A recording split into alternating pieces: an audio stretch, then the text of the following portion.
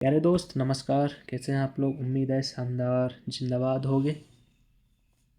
और आज के इस वीडियो में हम लोग बात करेंगे कि मॉक टेस्ट लगाने का सही तरीका क्या है।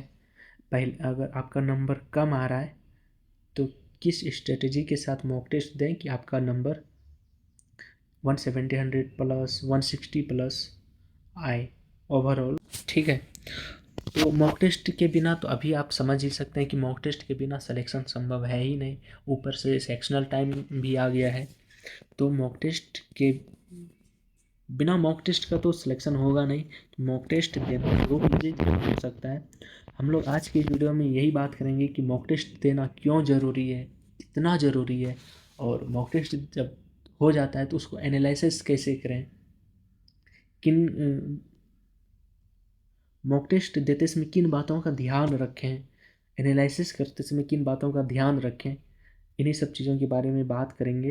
तो चलो वीडियो को शुरू करते हैं। सबसे पहले जो हमारा है, मॉक टेस्ट क्यों ज़रूरी है इसको समझो। देखो, मॉक टेस्ट जो है ना, रियल एग्ज़ाम जैसा फीलिंग देता है। वो बिना फिक्स वाला प्रैक्टिस है। जितना आप प्रैक्टिस करोगे वहीं आप एग्ज़ाम में 100% वैसा ही करोगे। ठीक है, वहाँ मॉक टेस्ट में क्या होता है, टाइम मैनेजमेंट कैसे करना है ये आपको पता चलता है। कौन सा सब्जेक्ट पहले करना चाहिए ये भी आपको पता चलता है। रियल पैटर्न का एक्सपोज मिलता है, क्या ट्रेंड चल रहा है, वो चीज़ समझ में आता है। ठीक है, अपना एक्यूरेसी प्लस स्पीड दोनों एक साथ इस पे काम हो जाता है मॉक टेस्ट में। ठीक है, इसमें गलती करने का मौका मिलता है बिना सिलेक्शन रिस्क के। अपनी गलतियों के ऊपर काम करने का मौका मिलता है मॉक टेस्ट देने से। इसमें कोई रिस्क नहीं है।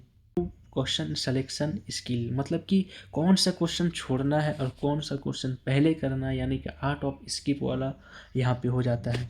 समझ में आ गया? कौन सा क्वेश्चन पहले करना है, कौन सा छोड़ना है, टफ क्वेश्चन लास्ट में करना है, इजी क्वेश्चन पहले करना है। ठीक है, और मॉक टेस्ट देने से ना कॉन्फिडेंस बढ़ता है। मॉक टेस्ट जब आप यहाँ पे दे रहे हैं घर में, और यहाँ पे मान के चलिए आपका 150 के लग अराउंड आपका नंबर आ रहा है, तो आपका वहाँ भी 150 के अराउंड ही आपका नंबर आएगा। यानी कि स्कोर स्टेबल होने लगता है, कॉन्फिडेंस बूस्ट होता है। ठीक है, और जो ऑनलाइन आप एग्ज़ाम देंगे, मॉक टेस्ट देते हैं या रियल सेंटर पे जाके जब आप एग्ज़ाम देते हैं, तो उसका जो प्रेशर होता है ना, वो उसको कैसे हैंडल करना है वो चीज़ भी इसमें आ जाता है। ठीक है, और मॉक टेस्ट देने का सही तरीका क्या है?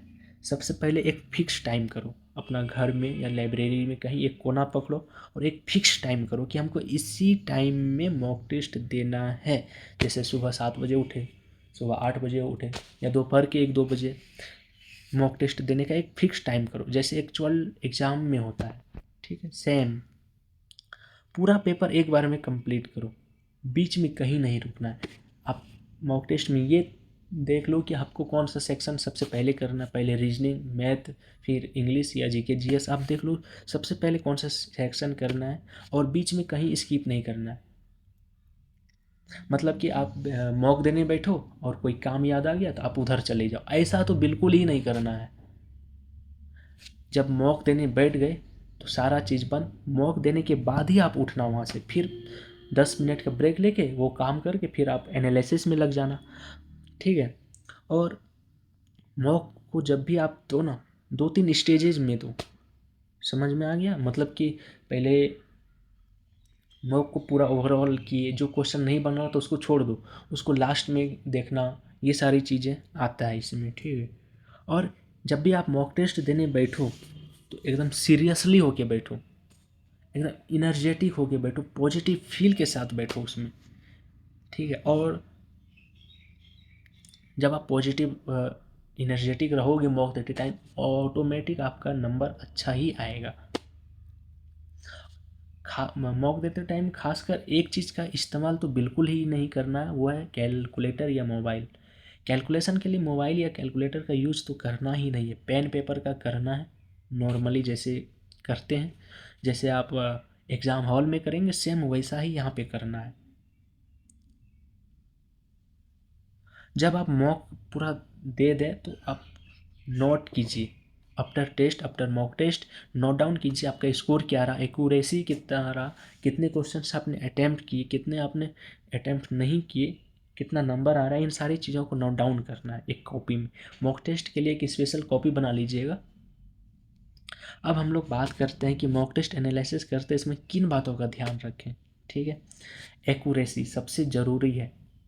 एक्यूरेसी तो देखना है कम से कम 80 से 95% होना ही चाहिए एक्यूरेसी। ठीक है, और सेफ अटैम्प्ट के लिए टीयर 1 के लिए 80+ आप रखना।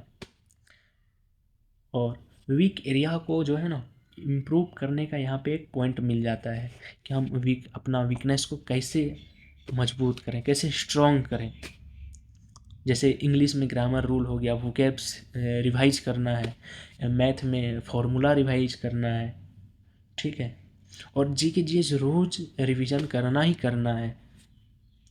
ठीक है, मॉक का एनालिसिस कैसे करें? दो सबसे पहले तो मॉक मत देखो, समझो कि गलती कहाँ हुई है, यही सबसे बड़ा पॉइंट है।